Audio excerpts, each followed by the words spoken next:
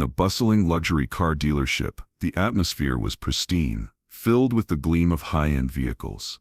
Mark Johnson, a senior sales associate, gripped his headset tightly as he spoke into the phone.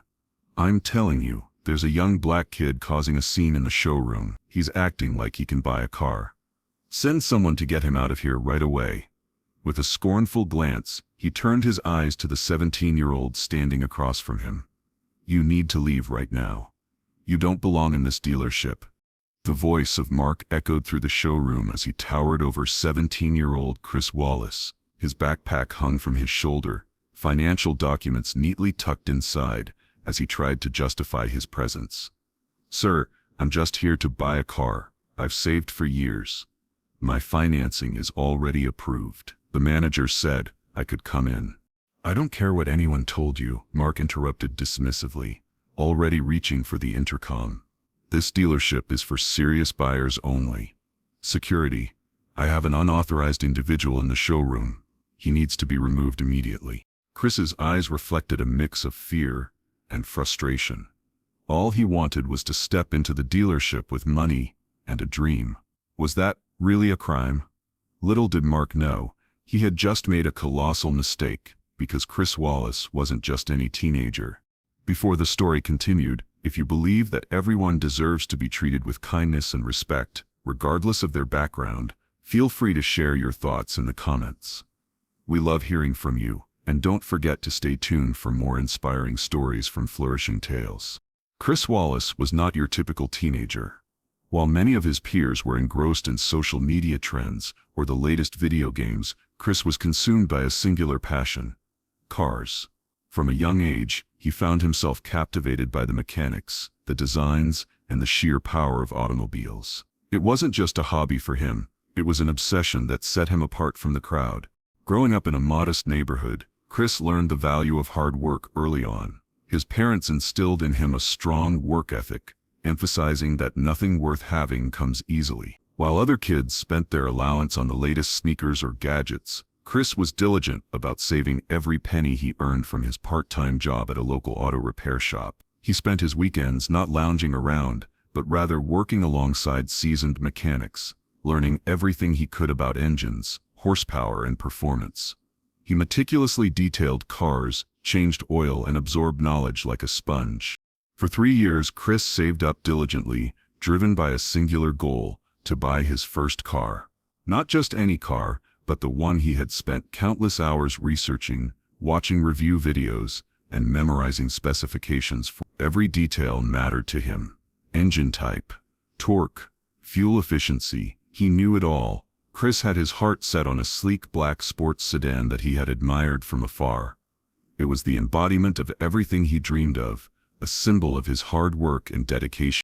Today was the day that dream would become a reality.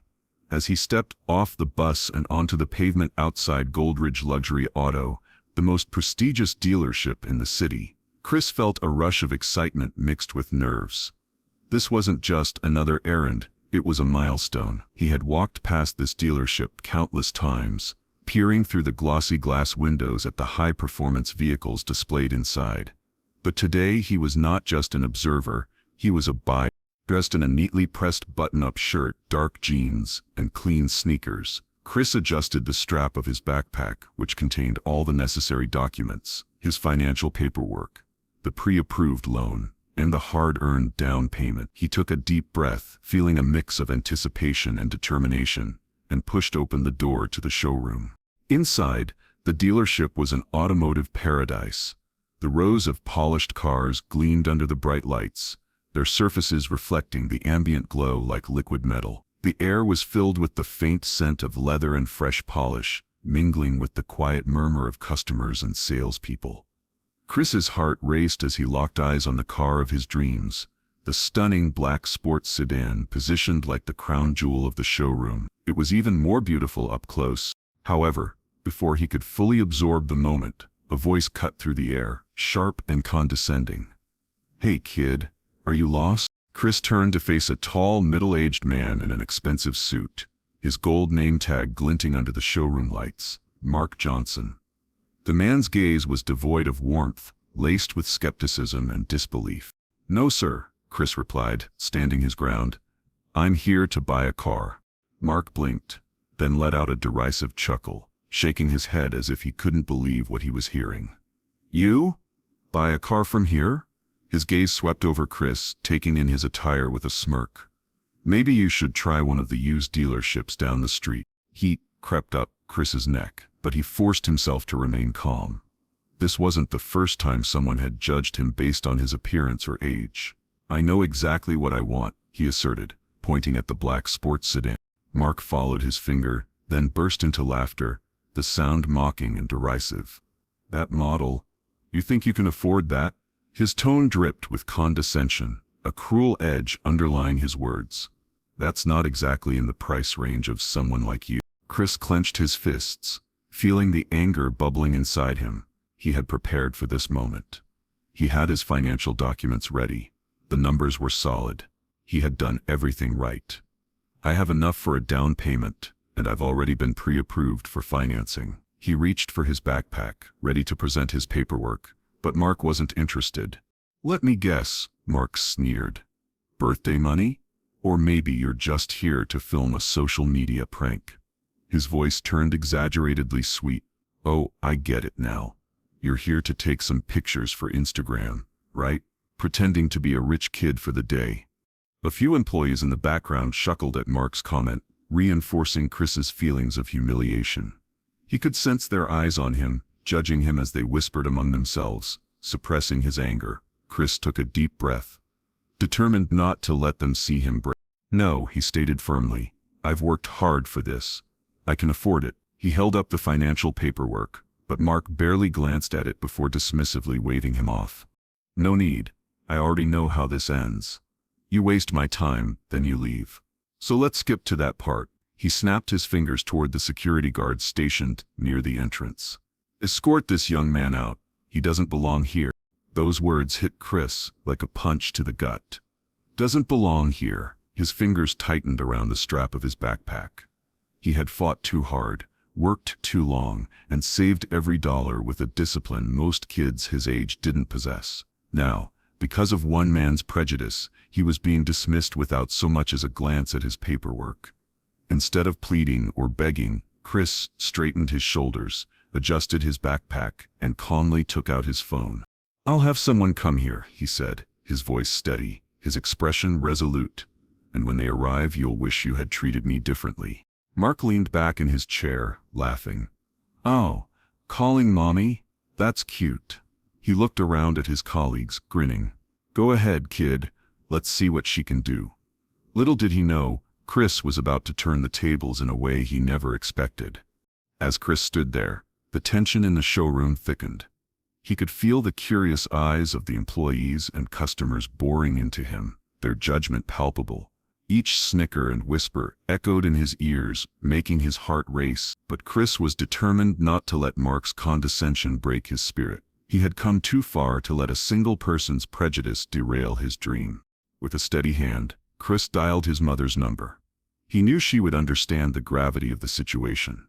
As the phone rang, he kept his gaze fixed on Mark, who was still seated at his desk, arms crossed, a smirk plastered on his face. Chris could sense that Mark thought the whole situation was a joke, a mere distraction from his day-to-day routine. But for Chris, this was everything. "Mom, I need you to come to Goldridge Luxury Auto," Chris said evenly once she answered. His voice was calm, but inside he was a whirlwind of emotions. "There's been a situation." He could almost hear her nodding on the other end, her voice steady and authoritative. "I'll be there in 15 minutes. As Chris ended the call, he slipped his phone back into his pocket, feeling a surge of confidence. He was not alone in this fight.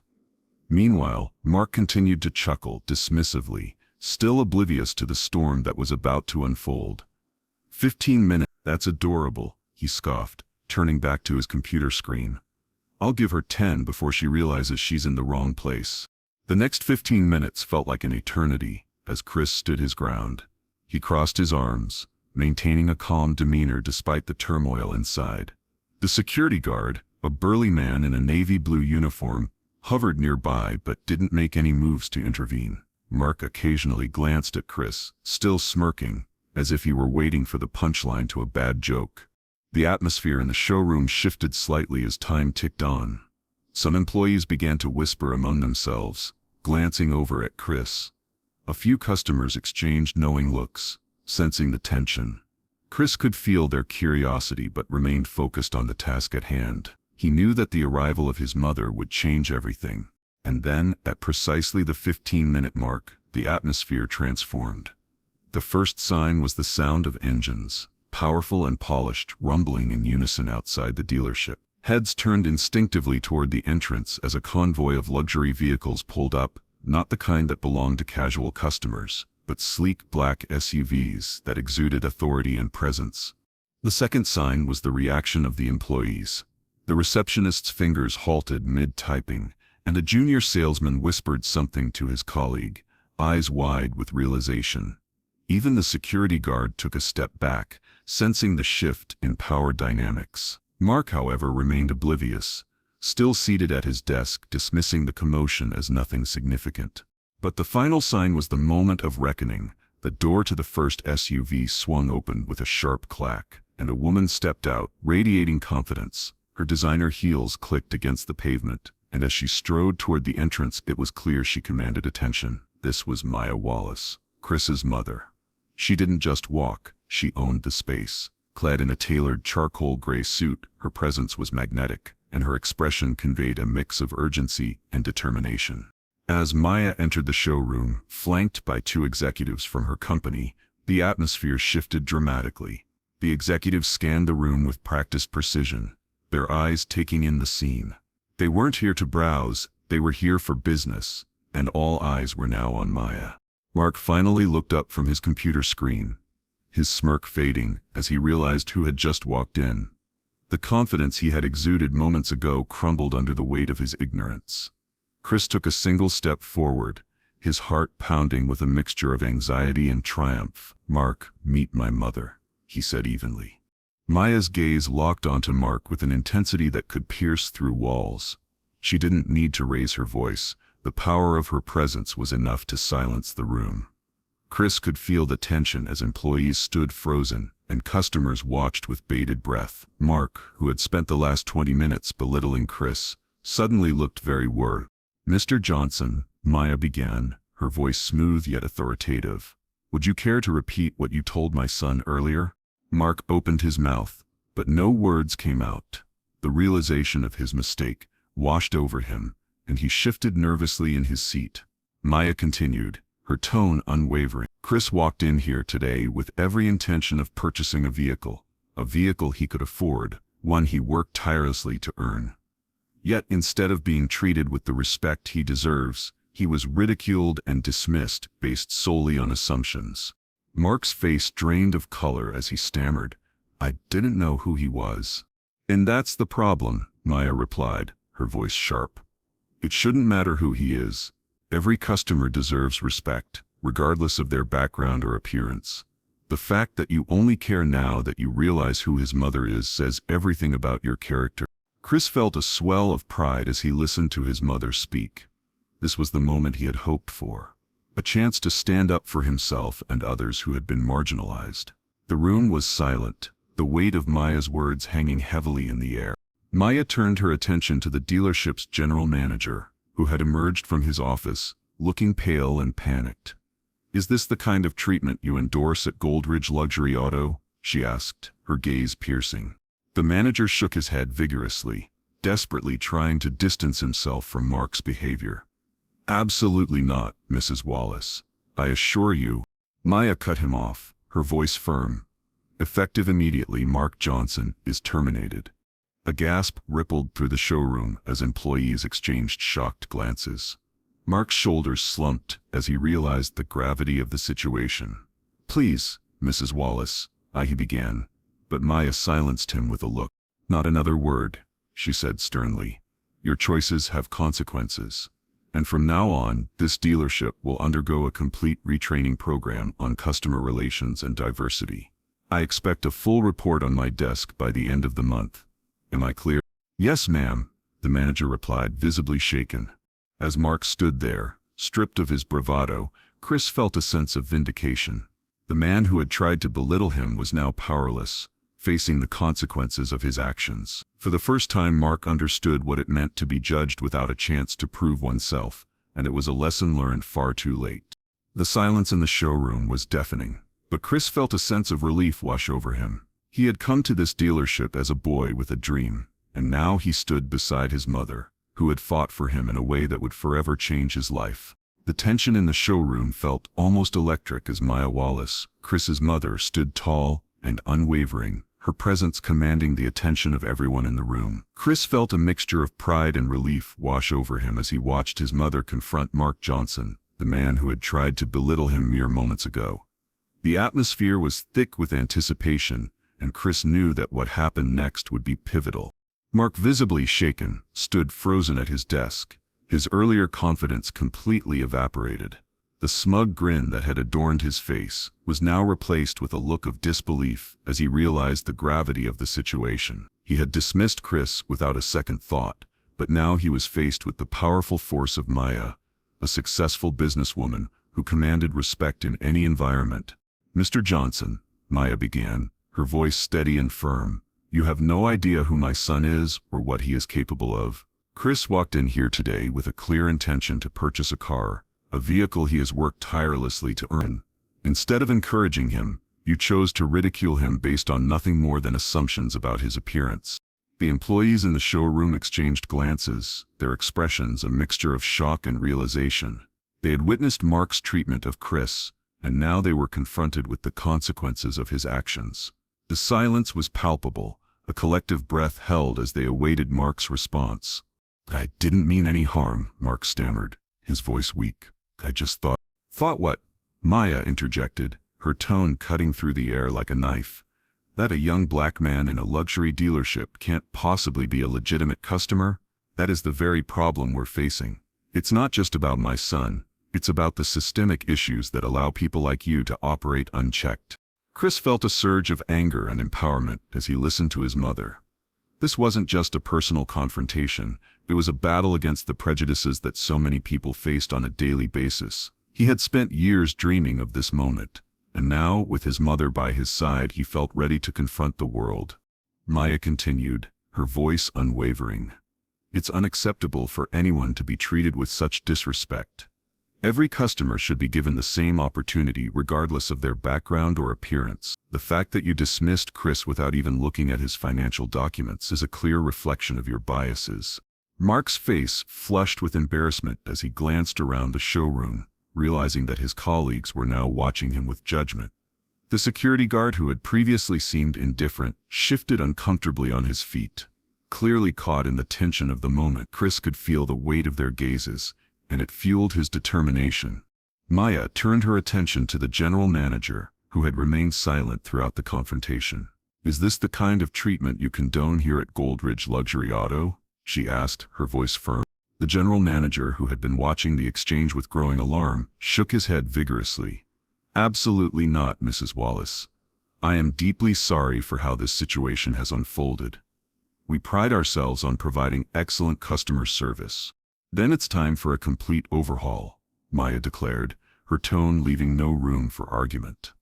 "Effective immediately, Mark Johnson is terminated from his position.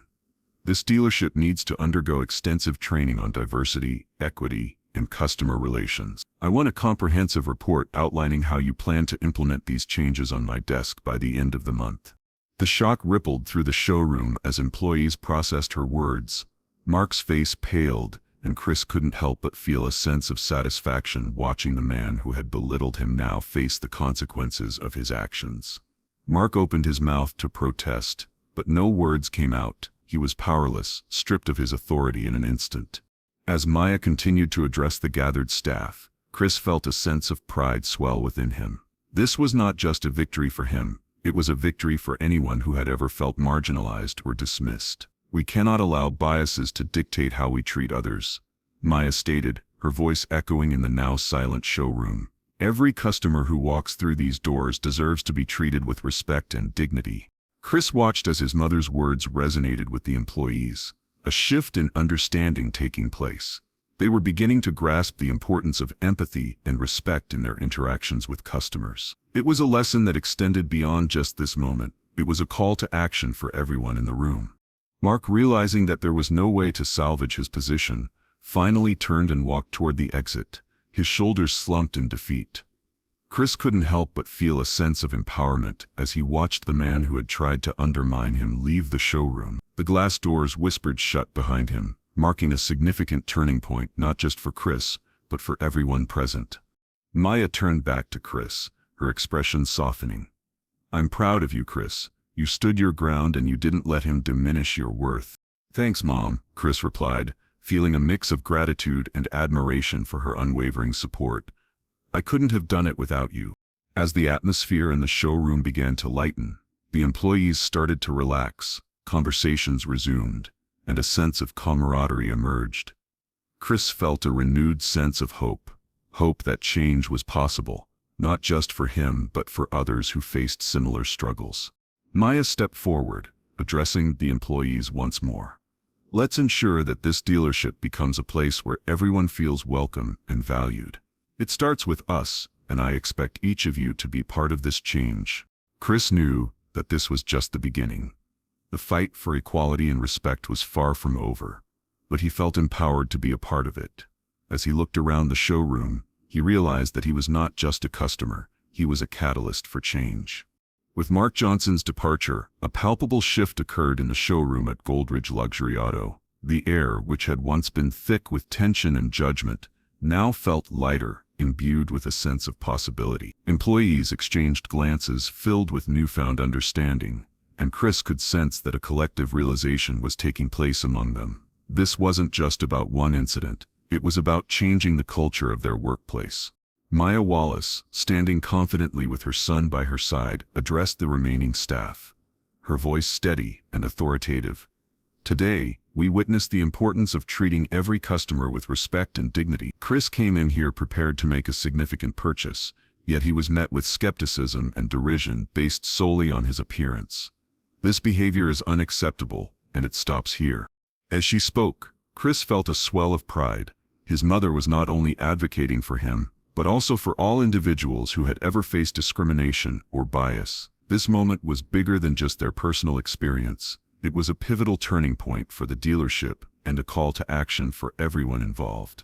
Maya continued, "Effective immediately, we will implement a comprehensive training program focused on diversity, empathy, and customer relations.